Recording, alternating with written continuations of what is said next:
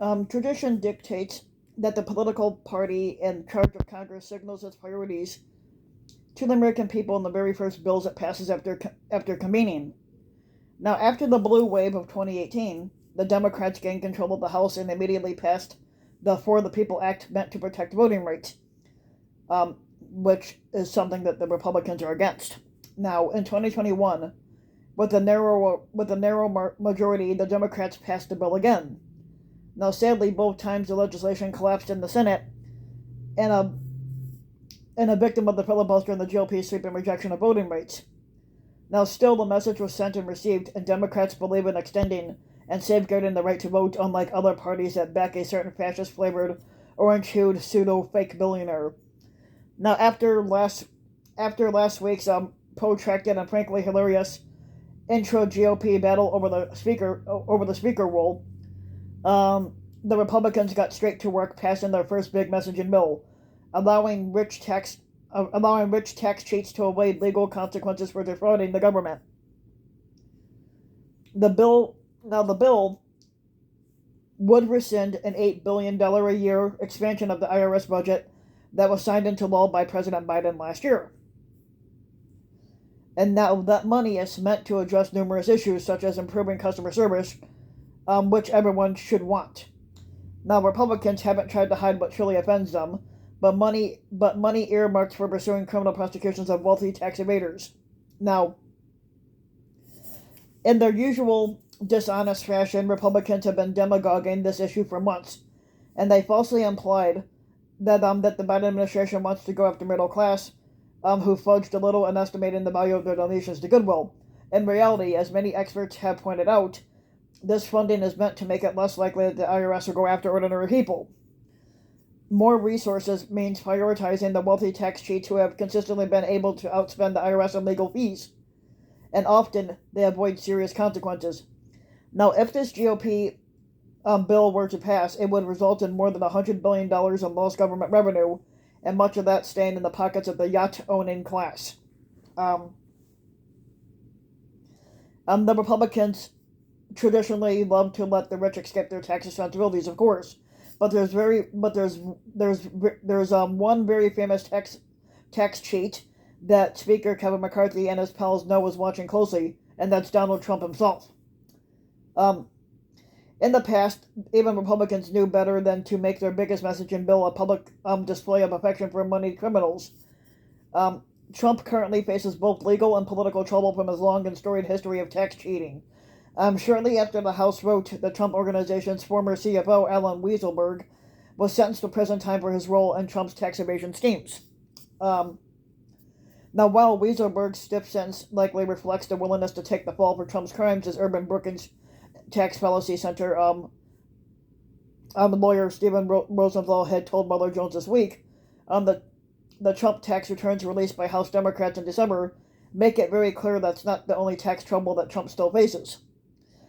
He's never gotten nailed for any of his tax cheating tax cheating because Trump's has overwhelmed the under-resourced IRS. In other words, the Biden law is designed to catch lawbreakers of precisely the Trump variety. Now, consider this: the first bill of the House GOP majority, and it would thankfully go nowhere as a love letter to their favorite crooked ex-squatter. Um, Now, while tax evasion is a subject near and dear to Trump's heart, this bill wasn't the only signal that the House Republicans have sent regarding shielding Trump and his cohorts from consequences for any crimes that they committed, either for political advantage or any personal gain.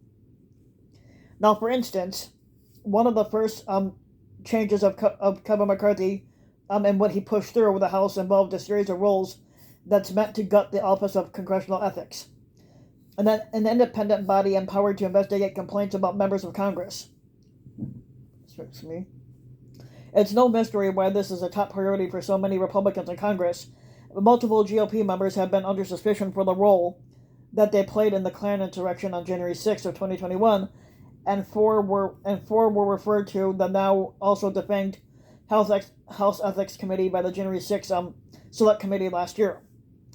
The Office of Congressional Ethics isn't under Republican control, but it also means there's a very real chance it could have found evidence of sedition-related crimes.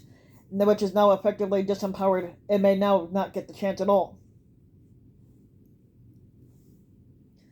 Now, while this assault on the ethics office is primarily about concealing a likely coup conspiracy, it also benefits the Republican caucus at large, which is flush with ethics violators of every stripe. Unsurprisingly, the newly elected pathological liar, George Santos, who's a Republican from New York, was officially thrilled. He says, "Oh, I think it's fantastic," he told Insider, which notes that Santos has already been referred to the office for his shady financial dealings. House Republicans like to talk a big game about how much they hate corruption and lawbreaking, but even the supposed actions that they are taking on that front serve precisely the opposite purpose. They're meant to shield Trump and anyone else involved in his attempted coup after the 2020 election. The main example of this blatant two-faced strategy is the Senate subcommittee devoted to investigating the weaponization of the federal government. This ludicrous panel is being justified with a lot of disingenuous posturing about the deep state corruption of federal law enforcement, but as absolutely everyone knows, the real purpose of the subcommittee is to cover up and perhaps embolden both corruption and actual sedition. And we can expect the committee to focus on harassing and threatening any Justice Department employees who dare try to enforce laws against political violence or seditious conspiracy against Trump and others implicated in the January 6th Klan attack. Indeed, what's most remarkable about all these moves is how little effort the Republicans are making to fool anyone about their real purpose. Their feigned outrage at the Biden administration's imaginary corruption feels fucking half-assed. When asked what the weaponization committee was supposed to investigate, the Representative Jim Jordan of Ohio coughed up some empty words about how the DOJ's powers are too far-reaching before giving up and saying, "I forget what it was that he's supposed to be fucking angry about." And to be clear, the Republicans were ethically challenged and prone to telling lies well before Trump came on the scene. But the Office of Congressional Ethics was created in the first place in response to all the Republican ethics scandals of the George W. Bush administration, which ranging from bribery to alleged molestation of underage kids. Trump's gift to modern Republicans, however, was shamelessness. His ritual denials when accused of crimes or ethical transgressions have been blatantly insincere, when he hasn't simply openly bragged about getting away with it all. His enduring fake popularity with the GOP base was a kind of epiphany for other Republicans, demonstrating that their voters not only don't give a shit if the people that they elect are criminals, but they often admire the outright brazen defiance. So it makes sense that they're not even trying to hide the fact that their main priority is making it easier for Trump and his allies to get away with crimes. If anything, they believe their voters will fucking love it too, even if they shouldn't be. So if you like the video, you can give the video a like and subscribe to my channel, RBW King. You can also hit the notification bell so that you'll be notified when a new video comes out. And if you want to support my work even further, you can donate to my Patreon link, which you can find in the About section of YouTube. And for just a little as a few bucks a month, your donation can help go a long way, and thanks for listening.